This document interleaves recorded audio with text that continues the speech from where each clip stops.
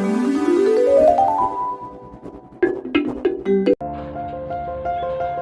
day everyone, I am Giselle F. Osiman from BEd 3A and I am here to discuss the theory of behaviorism or the behavioral learning theory. The topic that I choose is the tempo. Tempo is one of the topics in music. The tempo of a piece of music is the speed of underlying beat. Like a heartbeat, it can also be thought of as a pulse of the music. Tempo is measured in BPM or beats per minute. One beat every seconds is 60 BPM.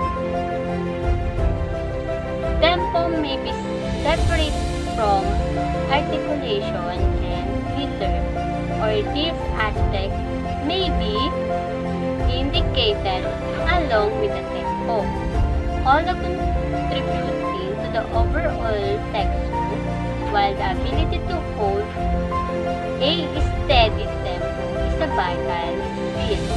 For a musical performer, tempo is changeable depending on the genre of a piece of music and the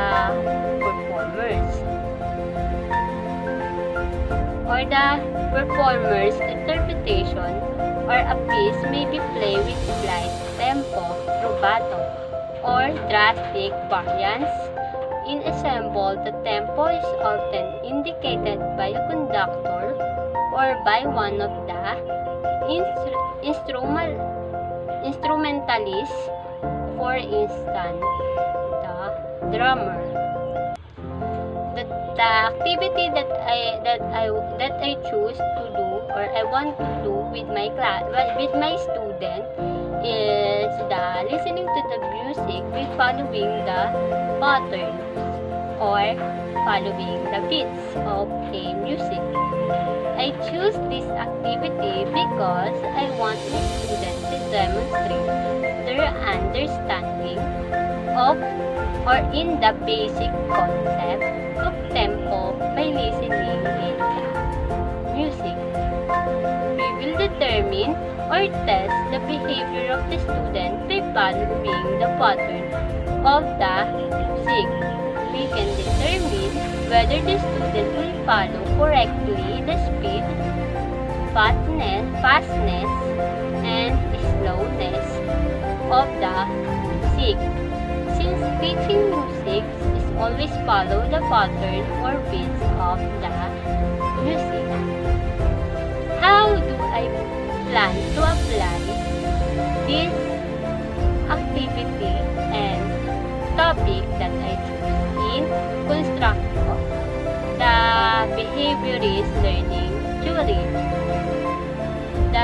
This topic and activity that I choose are appropriate to the behavioral learning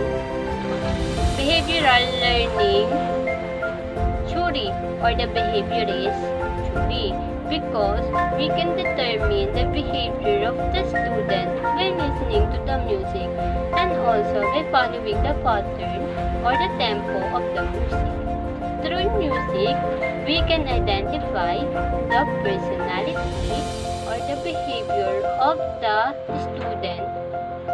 students. Music is the best way to shape or mold the behavior and the learning process of the student or every student that you handle. Behaviorism, also known as behavioral psychology, it is a theory of learning which states all the behaviors are learned through interaction with the environment through the process called conditioning. Thus, the behavior is simply response to environmental stimulus, and our behavior is based environment, or that environment that we have. And environment had a big factors to affect, or big factors to our behavior.